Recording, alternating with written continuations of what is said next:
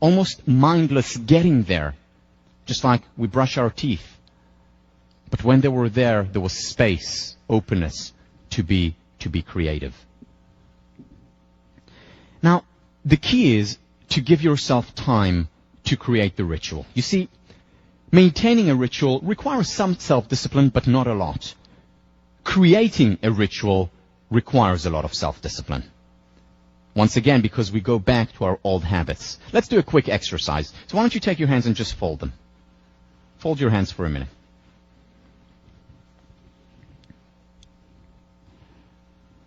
All right. Now,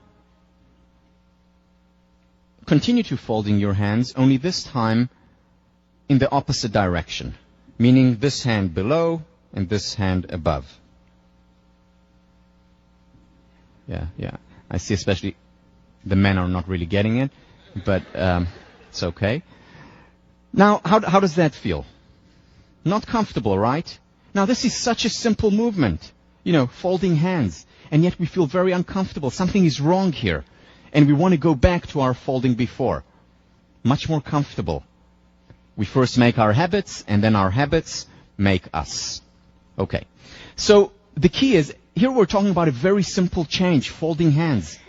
How much more difficult is it when we have habits that we've cultivated for many years and are much more significant in our lives? Very difficult to change them. It takes time. William James, as I mentioned before, says it takes 21 days to change a habit. Lauren Schwartz, in their book, The Powerful Engagement, talk about 30 days to change it. And of course, it depends on what habit. So give yourself 30 days to start the gratitude. Give yourself 30 days to build a new ritual of exercising regularly. And the key is to give yourself no more than 1 or 2 rituals each 30 days. Why? Because as we mentioned earlier, it takes a lot of self-discipline to create a ritual, and we don't have much self-discipline. Which is why when we have a list of 10 changes that we want to introduce in our lives today, we end up doing none. Because we're overextending our self-discipline and we break down. It takes a lot of discipline to start a ritual, but once we start it, after a month when it's habituated, when it's grooved in, when a neural pathway has begun to form, then we can move on to the next ritual and introduce it if we're ready. No more than 2, ideally 1 ritual. Next week in your response paper, you're going to choose a ritual, 2 rituals for this month that hopefully you will also introduce, because there cannot be change without behavioral change. Lauren Schwartz, incremental change is better than ambitious failure. Success feeds on itself.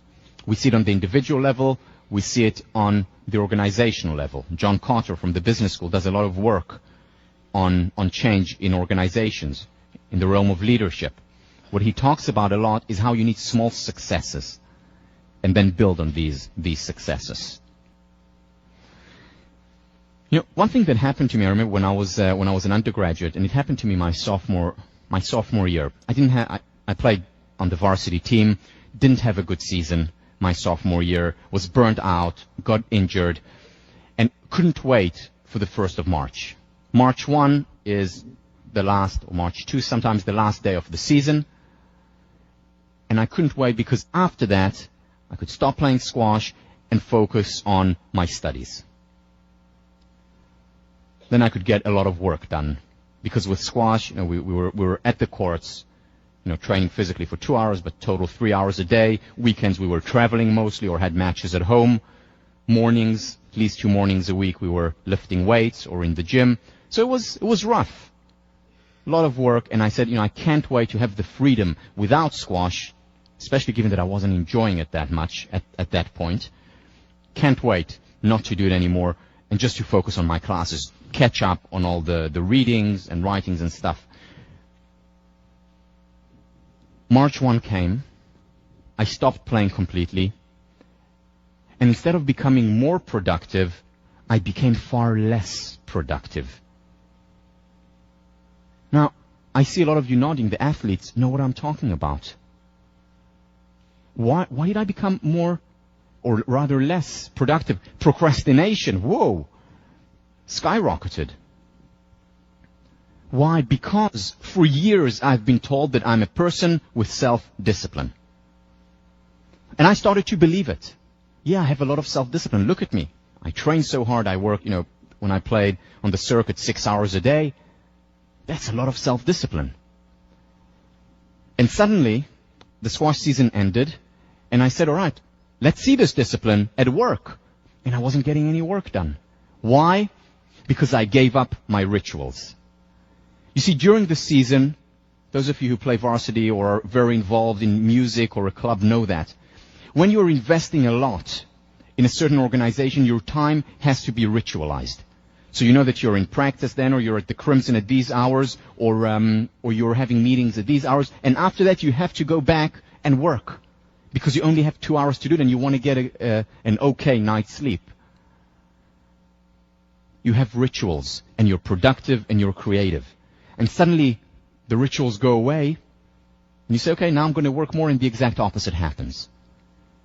Because we have a limited amount. It was only when I came to terms with the fact that I have a limited amount of self-discipline, it's only when I came to terms with the human nature to be commanded must be obeyed, it was only then that I actually became productive again, because I created new rituals in my life after that. Rituals, very important and significant. The only way for lasting change. Let me talk about cognition now, the C. So we talked about affect, emotions, we talked about behavior, how important that is, both acute and gradual. Let's talk about cognition. We'll talk again about cognitive reconstruction, which is the gradual way of bringing about change, and then we'll talk about the faster way of bringing about change, which is the eureka experience, the aha moment. So first, cognitive reconstruction.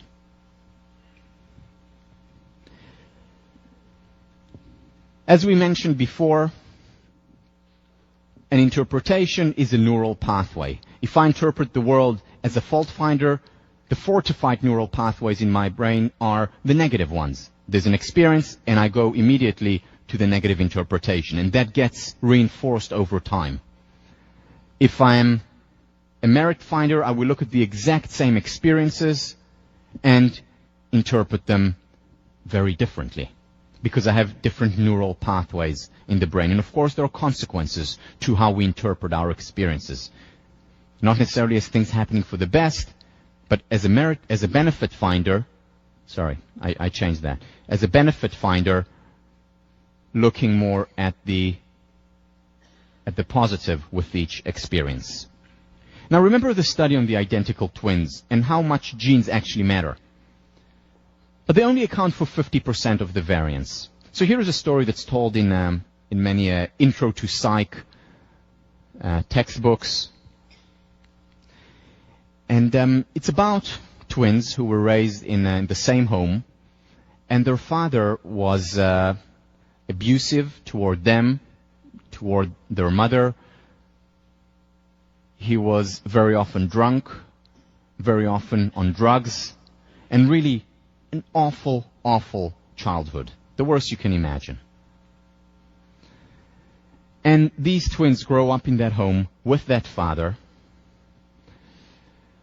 and they go off, they leave the home, run away from home later on in life, and they reach the age of 30.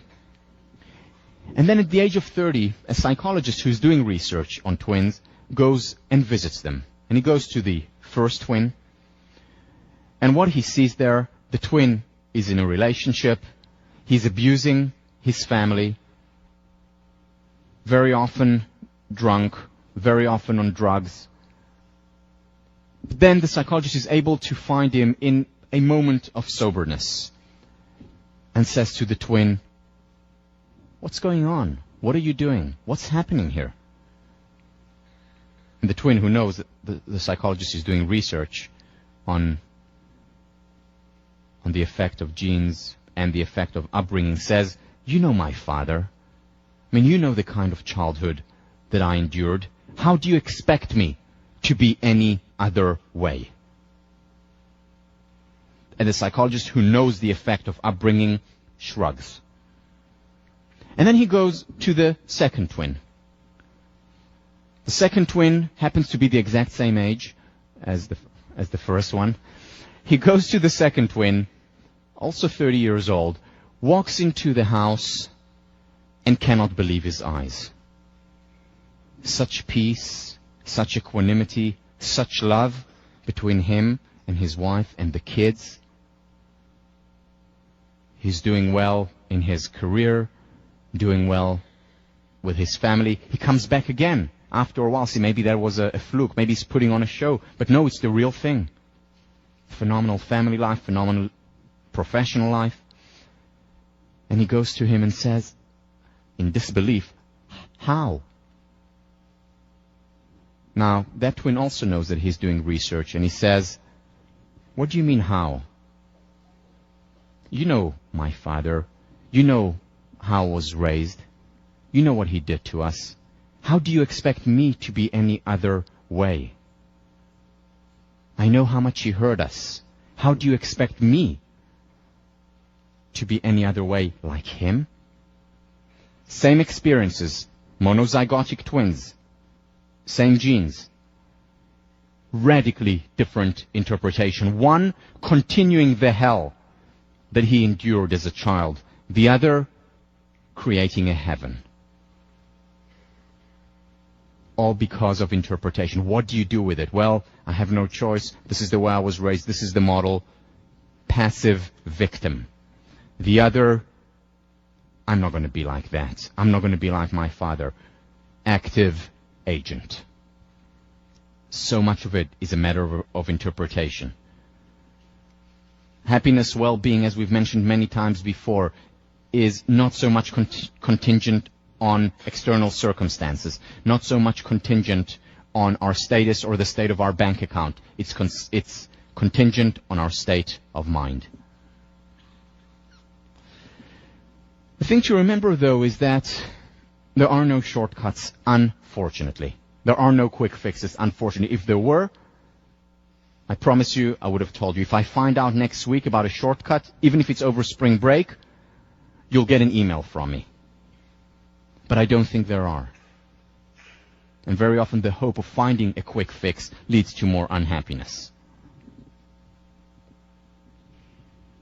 Here are some examples of cognitive reconstruction.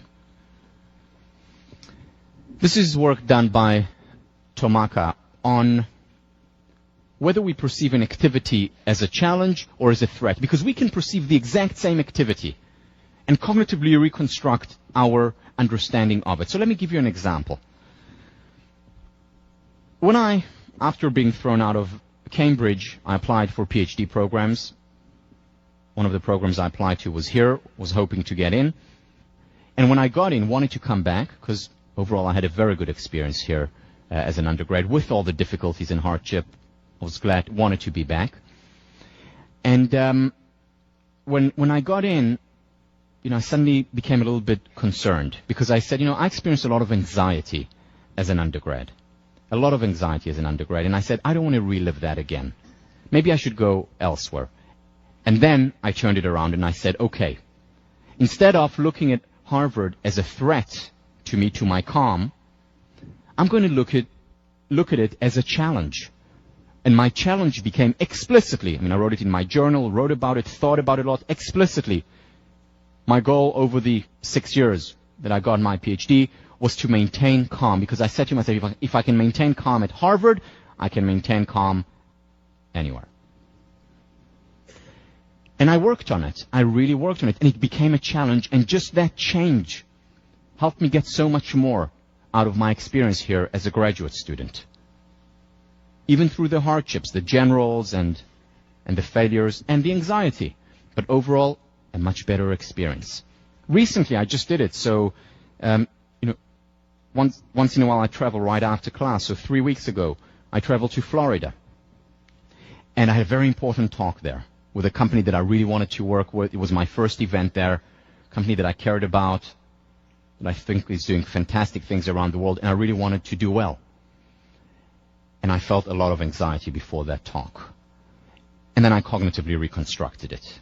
I said, okay, it's anxiety-inducing, permission to be human, experience the experience, but let's look at it as a challenge. That I have this wonderful opportunity to speak to such a great company, such wonderful people. I'm going to make the best of it. Turned it from a threat into a challenge, into an opportunity. And that made a big difference in my approach to it. Think about areas in your life. What is it? Is it a play you want to try out for? Is it someone you want to ask out? Is it speaking up in section?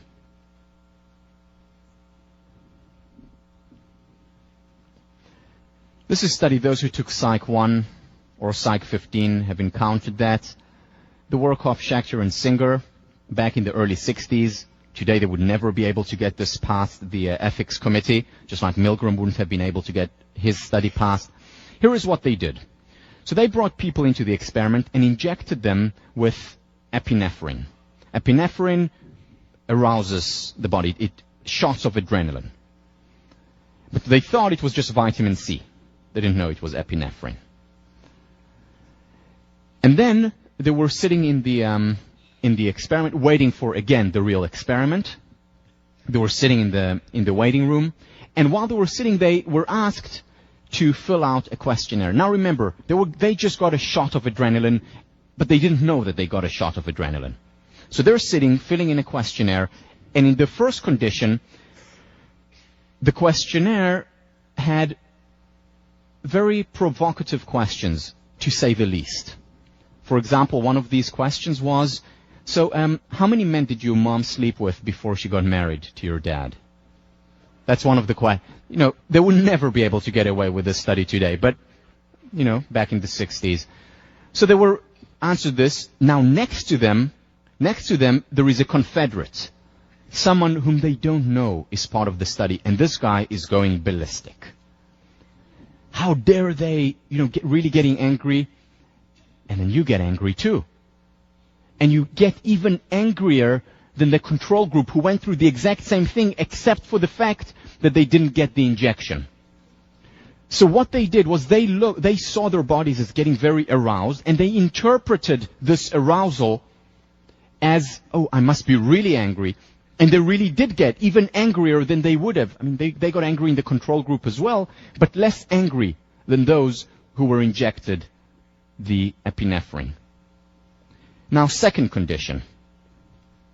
Also injected, had a questionnaire without any provocative questions, and next to them there was again a confederate whom they thought was also doing the experiment, and that confederate found, by happenstance, a hula hoop on the floor and started to shake it, and dance and, was going crazy there and happy and laughing. And the person who was just injected the epinephrine went wild.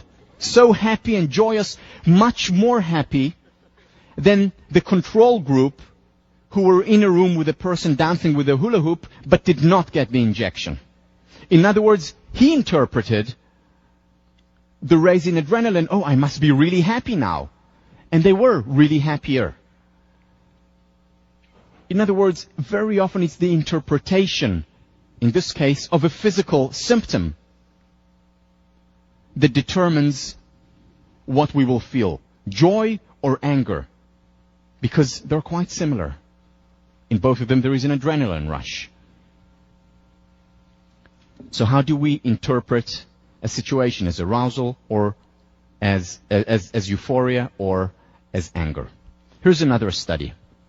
This is done by Lee Ross and his colleagues. They asked people, college students, he's from Stanford, college students, to volunteer their most generous and benevolent friends, to name them, and their most competitive, cutthroat friends, and tell them who they are. And then they contacted them to be part of a study. And what they wanted to see was their behavior in a situation, in a game, where you can cooperate or you can be competitive. The intervention was that these students were randomly divided into two groups. And in the two groups, there were people who were deemed very competitive or people who were deemed very generous and benevolent. And in the second group, same thing. Half of the people were very generous and benevolent. Half of the people were very competitive and cutthroat, as perceived by their friends. And in the first group, they got a game, and the game was called the community game. And the second group got the exact same game, a game where you had the opportunity either to cooperate or to compete. But the game, instead of a community game, even though it was the exact same game, it was called Wall Street game. And they wanted to see how many people cooperate versus how many people compete. And they wanted to see what predicts it. Well, whether the participants were deemed cooperative or competitive predicted nothing. Nothing.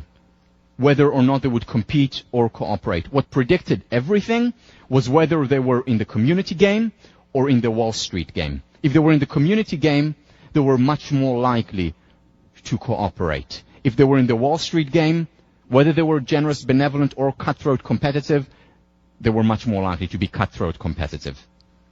In other words, how we frame a situation, community, Wall Street, can make all the difference. Threat, opportunity, maybe the exact same thing. How we frame it can make all the difference. This is a study done by one of my ex-students, Lisa Leroux, who asked herself a very important question. Remember, questions begin a quest. A very important question, which is, how can we raise the level of volunteerism at Harvard and beyond? And the wonderful answer that she came up with is, let's get students, as well as people in society at large, to reframe how we look at volunteering rather than as duty, something, I have to do that is hard. Why don't I look at it as a privilege? I have the privilege of helping, and it is a real privilege. Remember the study on kindness, one of the best interventions for well-being. It is a real privilege to give, to help. And when people reframe this, they're much more likely to volunteer. This has implications for child rearing. This has implications, of course, for education. It has implications for society as a whole. This is a topic that I'm going to talk about a lot. I'm going to dedicate much time to it when we discuss relationships. But just very briefly, this understanding, for me, literally transformed my relationship with my wife. It transformed and is transforming my relationship with my friends as well as students and colleagues. You see, we go into a relationship, most people think that the important thing about relationship is that we're validated, that we get pats on our back. Now, that's important in a relationship. Surely it's important to be validated in any relationship, whether it's with, student-teacher, whether it's with friends, certainly in a romantic relationship. However, what David Schnark talks about is that primarily, if we want long-term, successful, thriving, passionate relationships, the first objective, the primary objective, is to go into the relationship to be known. To be known rather than to be validated. Meaning, going in there and saying, okay, so how can my partner get to know me even better? Doing it gradually, of course. On the first date, you don't want to reveal all your secrets. Doing it gradually, thinking about it, but opening up more and more. And couples who over time open up more and more are able to sustain the relationship as well as their passion over time.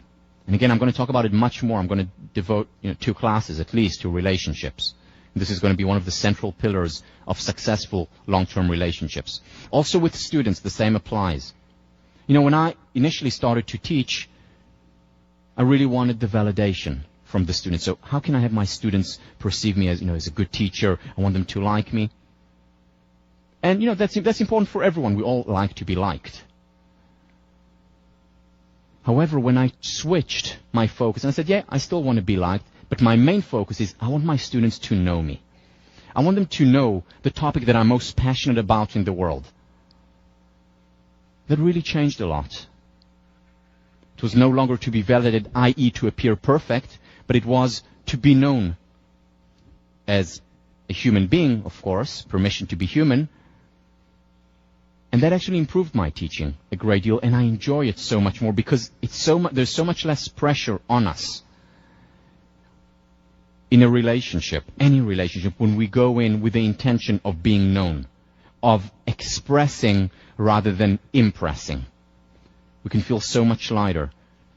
And the wonderful thing is that it also makes the relationship so much healthier. But again, much more on that because it's so important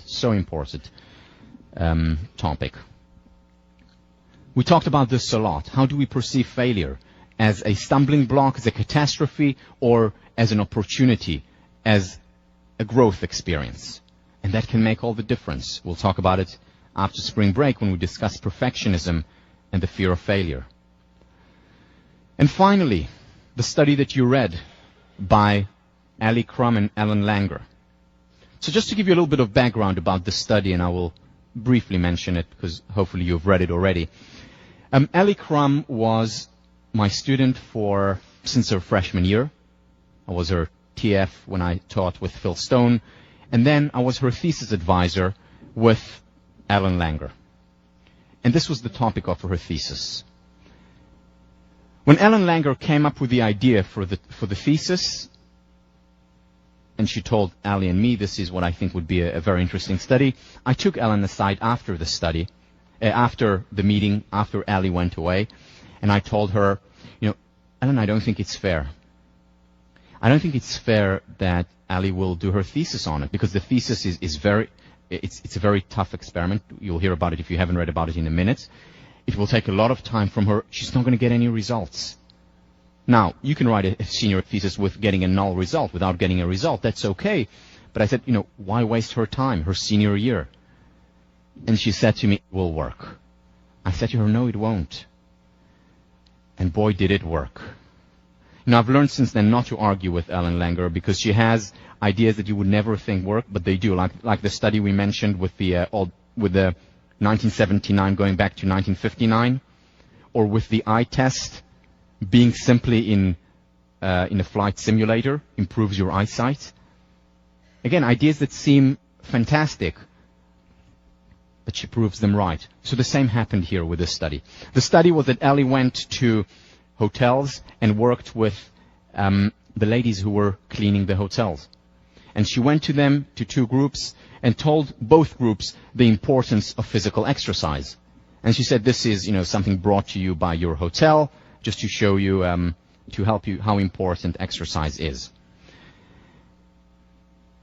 And then she tested them on all these physical measures, whether it was body fat, blood sample, how much fat they had in their blood, weight, psychological measures, depression, anxiety, and so on and so on.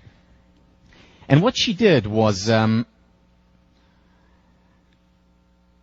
the one group, she just left them after all these tests. The second group, she said to them, and this was the intervention, the work that you're doing is actually physical exercise. And she calculated how much calories it takes, to pick up sheets, to go like this, and then to put it on the bed. How much calories it takes to actually vacuum. She estimated all those things.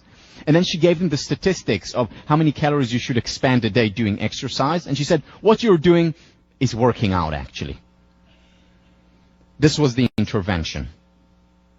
And she went back 8 weeks later. 8 weeks later, she ran the exact same tests again. And some of the results that she found, some of them are in the article, others are not. Blood pressure decreased significantly. The fat in the blood decreased significantly. Body weight after the 8 weeks for the intervention group, not for the control group. Control group, no change over that period. Body weight decreased significantly. Their self-esteem went up.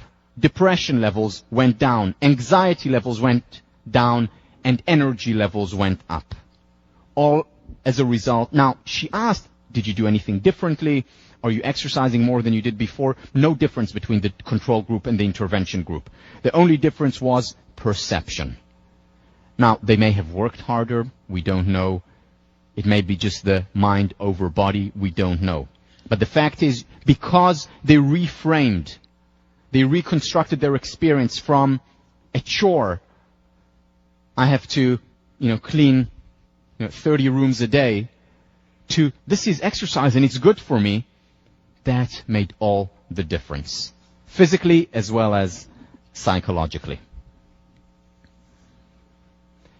Here is an example of acute change. This is change that happens like a sledgehammer. And this is the eureka experience. There's a lot of talk, a lot of research, a lot of interest in this area of the eureka experience, the aha moment, the insight, so valuable, so important. And there is much misunderstanding about it.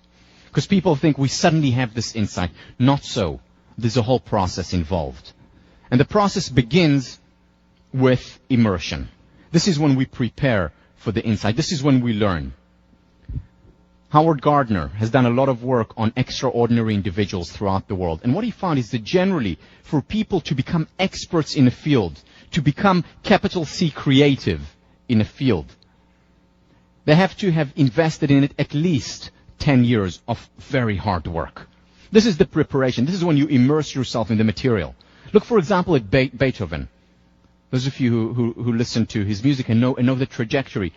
Symphony 1 and 2, Mozart. Sounds very similar to Mozart. Third Symphony, Eroica, it's Beethoven. He immersed himself a great deal in the music of the day, studied it, learned it. And then, after many years, was able to become Beethoven and creative and transform the whole field of music, being one of the first romantics.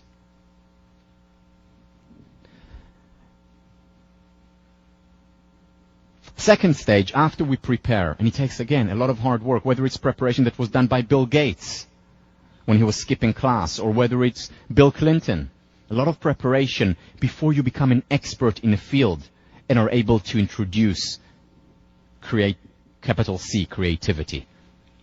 Have that eureka, the insight. Second stage is incubation. And you sit with all the creative individuals. After you immerse yourself in an area, you do nothing. You just allow it to marinate. For example, it's no coincidence that we get some of our best ideas in the shower. It's no coincidence that Archimedes got his best idea in the bath. Mozart used to spend hours a day just driving around Salzburg. And then suddenly he would have the aha experience, the eureka. And he said, I could hear the symphony in a second. In a second he could hear just about everything. Okay, so that's Mozart. But you hear Shakespeare would spend hours driving around in his carriage, and then suddenly would have the insight, okay, so this is what the story is about. And then he would go on and write it. The incubation stage, so important. J.P. Morgan. I can do a year's work in 9 months, but not in 12. J.P. Morgan understood, arguably the greatest entrepreneur this country has ever seen, understood the importance for creativity of taking time off.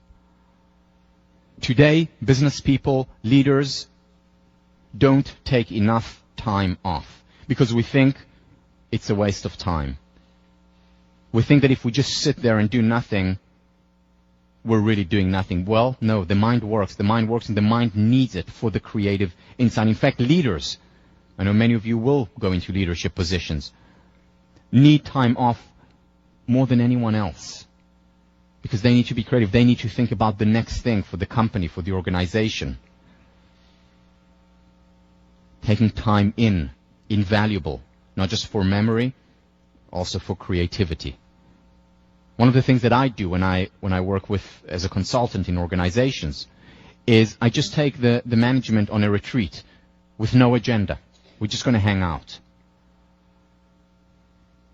And very often, within as little as half hour or an hour, ideas begin to come out. Why? Because for the first time they have time. No coincidence that we often wake up with a solution to a problem we had, because the subconscious mind is making connections then. Joseph Campbell. You must have a room or a certain hour or so a day, when you don't know what was in the newspapers that morning. You don't know who your friends are. You don't know what you owe anybody. You don't know what anybody owes you. This is a place where you can simply experience and bring forth what you are and what you might be. This is the place of creative incubation. At first, you may find that nothing happens there, but if you have such a sacred place and use it, something eventually will happen. And very often it's during these incubation times, during these time-ins, during those times when you have an opportunity to reflect, whether it's on a response paper or just hang out and listen to music, that's very often when the aha moment comes, the eureka experience, the 1 second I see the symphony. You know, in some way you can think about an analogy of how this happens. You can think about stage 1, or you can think about it in the context of sexual intercourse, of making love. Preparation and incubation can be the equivalent to foreplay. The eureka experience, the orgasm. Now, the important thing to understand about this process is you have to go through preparation and incubation to get to the eureka experience. In other words, you need the foreplay. Did you hear that, men? You need the foreplay to get to the next level. It's important. It's part of the creative process. It's significant. It's very significant for love. It's significant also for this process.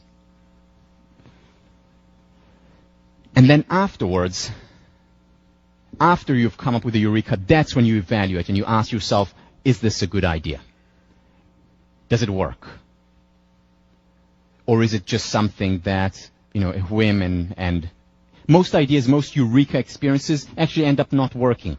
And therefore evaluation is important. Is this really a good piece? Is this really a good idea for the story? Shakespeare asked. Is this really a good idea for a philosophical treatise? Descartes, who spent a lot of time on his own reflecting. Is this a really good idea for a philosophical treatise? Is this a good business plan? Is this the next Facebook? Or is it just something that I had, you know, an idea that I had at 3 a.m. in the morning and someone has already done it, or it won't work? Evaluation is important. There are many ideas out there. Not all of them work.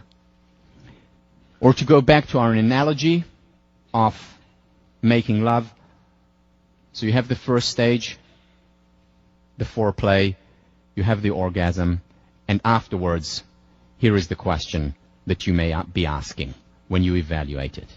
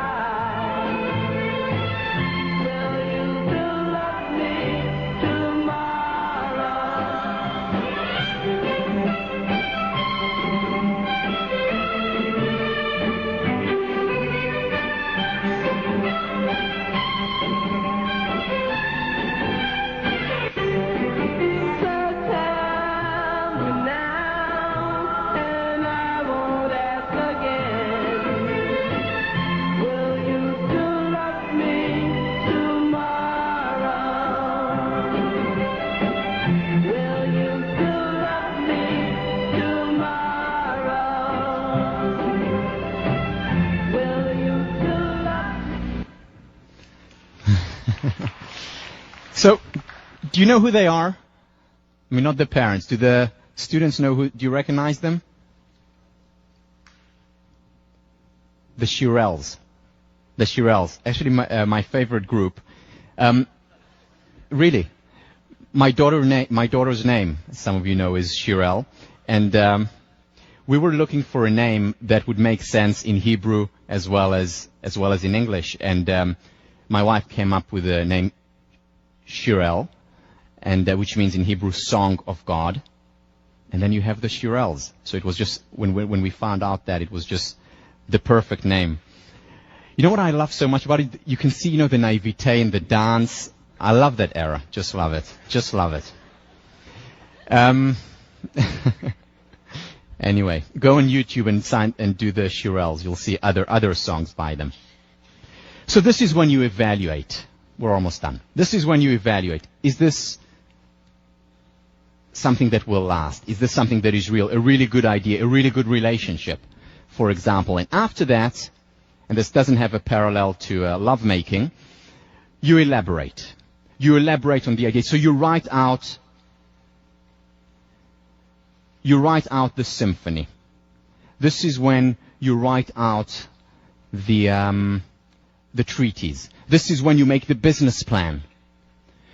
When I put together this course, I went through this process. So I started off by preparing. So even though I had very good preparation before, I studying for the generals twice, teaching with Professor Philip Stone, I was his TA twice, TF.